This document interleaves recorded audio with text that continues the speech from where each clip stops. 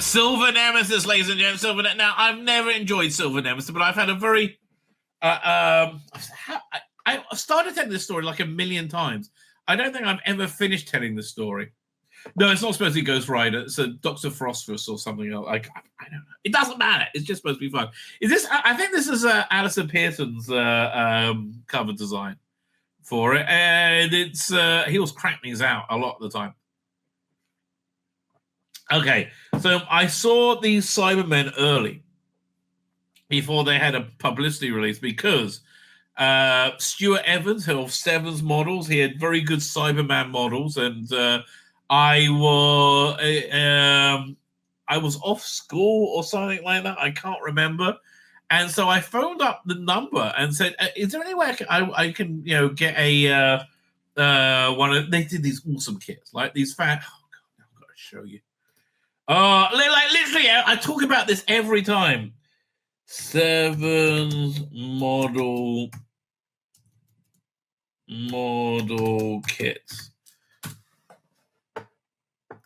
Images. Should I put Doctor Who? I'll put Doctor Who. Doctor Who. There you go. Wait, can I make this a bit bigger? And now I don't get the Sevens.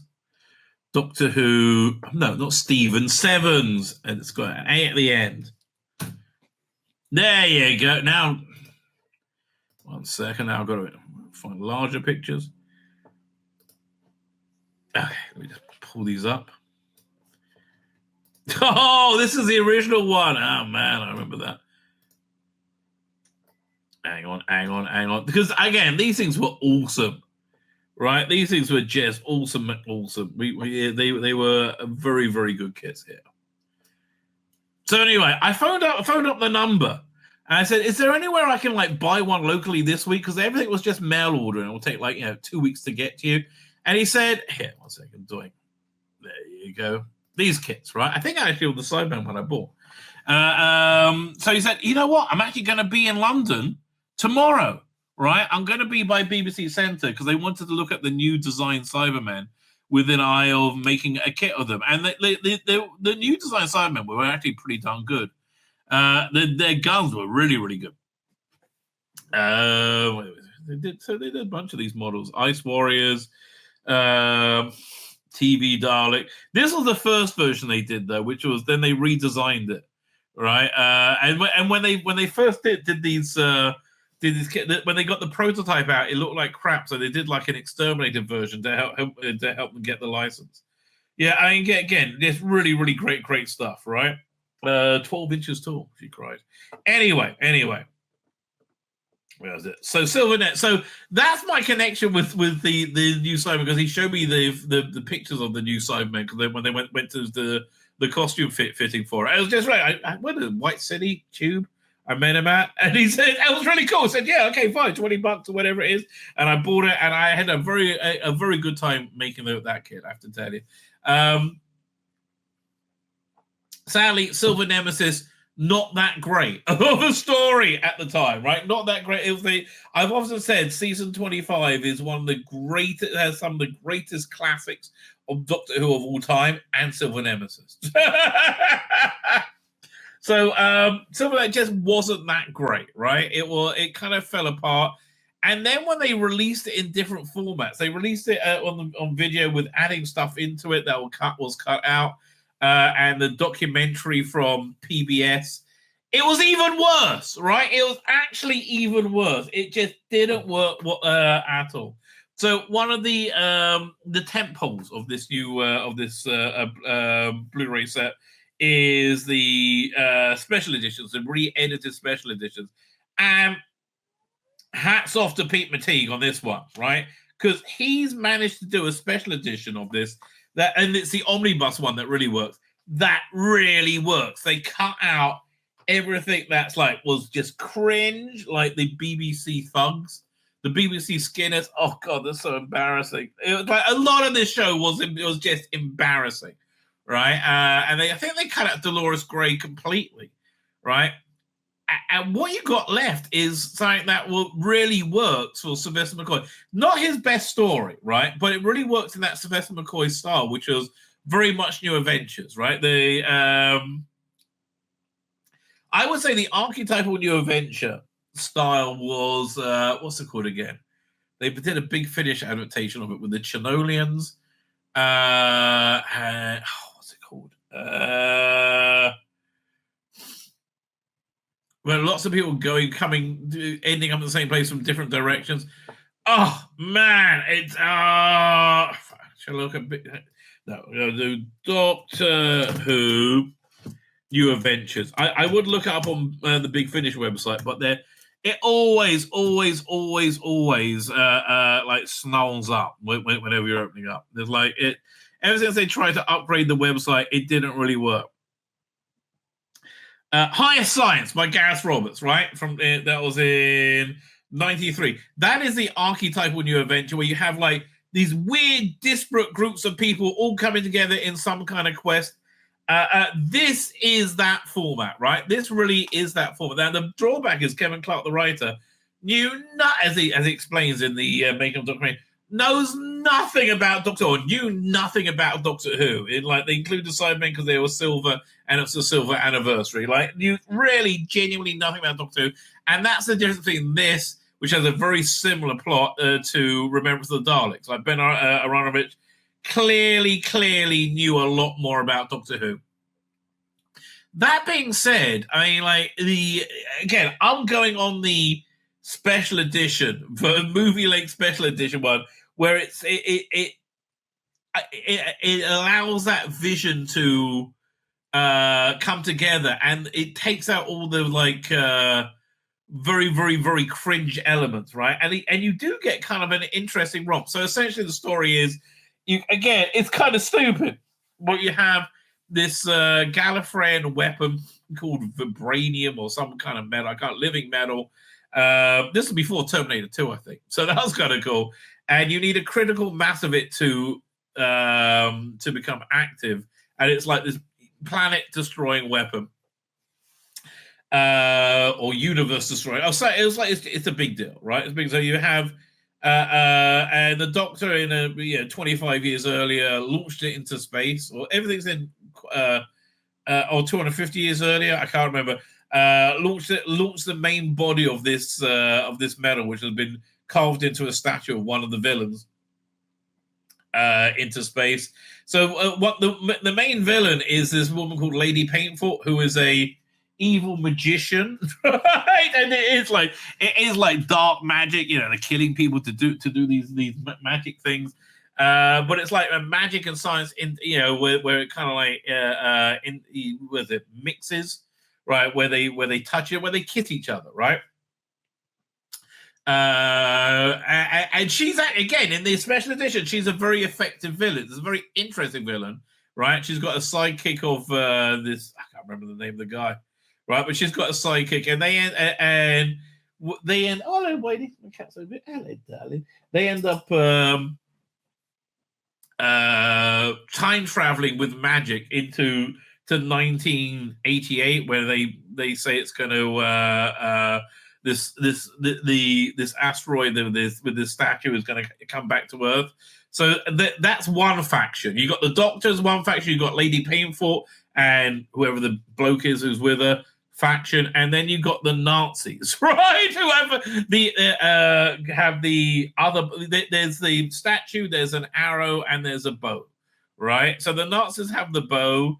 Lady Painful has the arrow, and the statue is in space until it crashes in a very unimpressive crash scene. Like, it's very unimpressive crash. Even in the special edition, you could have add a bit of CGI onto that. And it's again at that point, it's a kind of a romp when and then you have the final factor, the Cybermen. Now, I remember at the time I thought the special effects of the Cybermen were really cool, right? Just really, I thought they're just the best thing ever. They're a bit dodgy now in hindsight, but they have new effects which doesn't seem to be that much better, right, than the original one. So again, you have all these factions like vying for control of the statue. Of all of them, Lady Painful was way more interesting than the Nazis, who was led by. It's got a good cast, right? Like who? Yeah, one second. Have a look. We go. Doctor Who, Silver, Nemesis. It is a Wikipedia. Where was it? Fiona Walker. Oh, Anton Deffering is the headmaster, and Anton Deffering. It like his whole career was playing Nazis, apparently. Right? That's it. It's all you ever saw him on as a Nazi. So it's just a bit of a runaround at that point when it shows up. And again, the most interesting person is Lady Painful. The denouement's a bit. I mean, denouement is pretty much exactly the same as Remembrance of the Daleks, just not quite as good. So again, this new edition I thought was really, really excellent. I thought the new effects were also very effective. Let's just show you a couple of bits of it. Right? But the cut of it that's the one thing that really genuinely worked. Right? This new cut of it, I thought, was made it watchable. Now, I don't think you could do something like this with Delta and the Bannerman, right? I don't think there's any polishing that turd, right? I do not. Where we're up to Silver Nemesis. Doink. Let's have a look. I'll work from the omnibus edition. But yeah, you get so many different editions on this. You get the VHS extended edition, the special edition, the omnibus is a special edition, the broadcast version. You don't really need all of that. Courtney Pine's in it for some reason, and the Doctor's got a cool pocket watch. They're mysteriously attacked by Nazi forces who are like really genuinely quite crap.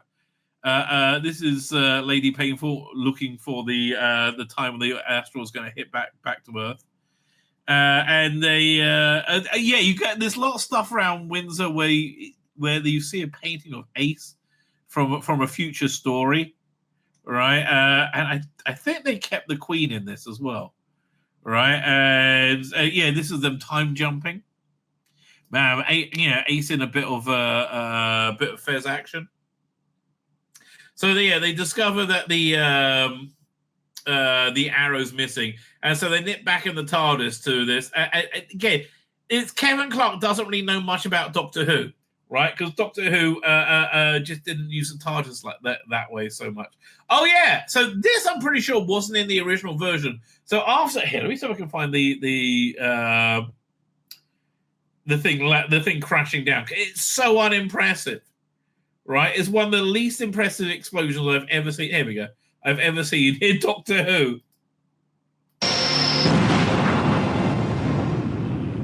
Yeah, it just didn't really work. So then police turn up, and there's Cybermats turn up, and I love the Cybermen, and also the Cybermen are using agents at the beginning. Oh, they weren't Nazis; they were the Cybermen agents. But I love Cybermen. I can't believe they cut this out.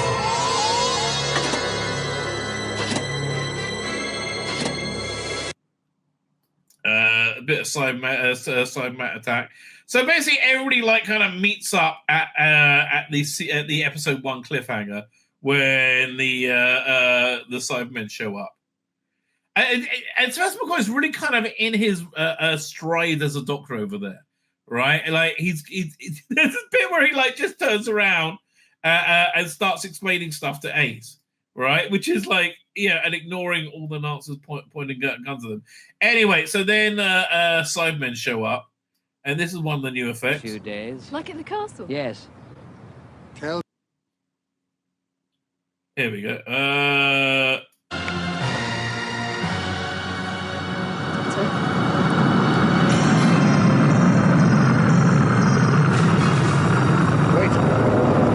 It's really, this kind of matches my memory of the original. But it's not. This is new effect.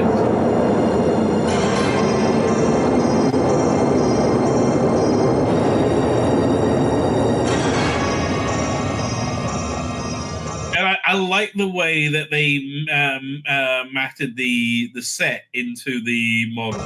They saved my life. Don't thank them yet. We might live to regret it. Yeah, so this story is really nothing about the Cybermen, right? I do like their new guns, though, right? And yeah, there are some like decent stunts going on there. Like here, Sophie and Ace throwing themselves around. Good, decent action. Oh yeah, Lady Payfort attacks the Cybermen with gold-tipped arrows, right? Which I thought was pretty darn cool. And again, they're in this run around for to find the to get all bits of the statue and the bow and the arrow together, and so there. At the end, not the end. The Doctor's made a new boombox for Ace, which I thought was kind of cool, like building on from the. When it was blown up in remembrance of the Daleks, right? And so they're trying to work out where the Cybermen are, and this is one of the new effects. Warships, thousands of them. They were invisible. Now that's better than the original effect, but I kind of like the original one, right? So yeah, so then it wakes up. And the only other thing to really recommend this, which I absolutely loved at the time, and I still like it now, was Sophie Aldred attacking the Cybermen with a catapult and silver coin. So who'll be next? And who'll be lucky? Right, so that was... There's a lot of good stuff about this. This is so much better than the transmitted version, right? Because it really just kind of holds together. Whereas the transmitted version didn't at all. So fine. What do you get on this? You get the what do I have down here? So what I do is I rip my discs pretty much as soon as I get them. Yeah, and I got to delete. It just takes up disk space for no real reason because I'm like really genuinely never going to watch some of this stuff. Most of this stuff. Yeah, one sec. I'm gonna go. Where's my Doctor Who folder? There we go, Doctor Who. So you got like the 1988 behind-the-scenes documentary that was made by PBS, and it's not very good, right? It's not very good, and it's very grainy. And here, I'll show you a bit of it, right? Where we get an idea of exactly what it's like, right? On location in England, join the cast and crew of the long-running science fiction series Doctor Who, rehearsing and recording the 25th anniversary story, Silver Nemesis. So yeah, in the middle of it, was very good at. You've got how good it, but it's all. Oh look at Gary Downey. I've got since I was probably about 7 or 8. So you got that. You have the special edition, which is good in episodes. I say the omnibus edition is the only one to go to. VHS extended edition, I don't know. I got to delete that. I might even delete the original edition because I don't think if I want to watch it, I'll pull the disc out. I think, right? So you also got the making of. They carried that over from the DVD Industrial Action. That's okay, but the drawback is you keep seeing how little understanding here that Kevin Clark has of Doctor Who, right? The behind the sofa people are like, well, at least it's not happy. They hated Happiness Patrol. Like they said, at least it's not Happiness Patrol. But again, I know. And also, you had different groups in behind the sofa. You got Nicola Bryant and Bonnie Langford, which quite a serious wet dream going on there. So that's interesting. Nicola Bryant still freaking hot. Oh my god. Then you got Sarah Sutton, Janet Fielding, and Wendy Padbury, which I thought was a weird combination. Then you got Sylvester and Sylv, and they have a different third person for each story. So they got Mike Hardy in it, who played the Cyber Lieutenant. I'm surprised they didn't get. or they couldn't get David Banks. He would seem to be the person to get, right? But yeah, look, generally speaking, it was not a beloved story on Behind the Sofa. You got open air, and you got points of view, both of which not being entirely complementary to Doctor Who. Wait, neither of these ones are the Chibnall appearance, are they? Let's have a look. Open air from that's the 23rd of November 1988. Who's on? So yeah, Sylvester McCoy. This is just a feature about Doctor Who. They will down to This is not the one with Chris Chibnall. Bit of John Pertwee action. What's she reading there? What book's that? Where was Doctor Who born? Do I have that book? I got that book right over there. 25 Glorious Years. Peter Hadding, right? That's a fun little extra. But I think the main thing on this disc is another Andrew Cartmel, another Matthew Sweet in conversation. This time with Andrew Cartmel, which is it the first? Have they had him been in conversation on another one of these discs? I can't remember. I kind of feel they did. They definitely did with Sophie Aldred. So again, Matthew Sweet's interview. They're excellent, right? They're excellent. They're probably worth the price of entry in of itself. So this is the weakest entry in the season 25 box set. And because they did a very good job, right? They did a very, very, very good job. It's a recommend, right? It really pulls together. There's a longer review recorded with John Nathan Turner. They also have Chris Clough in Chris Clough in conversation that was that's in Happiness Patrol. By the way, Happiness Patrol, the special edition of that knocks it out the park. It is incredible, right? Absolutely incredible. You got the 2010 making of Doc Wayne, you got the 1988 making of Dobka Niradzik interview. What's that? So more from the New Jersey network, I think, from PBS. Trails and Continues, normal stuff. So yeah, look, that they're able to give this one a lick of paint and make it really, really good, I think is just incredible, right? I think it's a really, really incredible feat. So again, season 25 Blu-ray, still a massive recommend, right? Massive recommend. My name's Tzvi Lebetkin, the Rabbi from another planet. Please like, share, and subscribe, and ring that little bell. Ring the little bell so you're notified when new videos drop.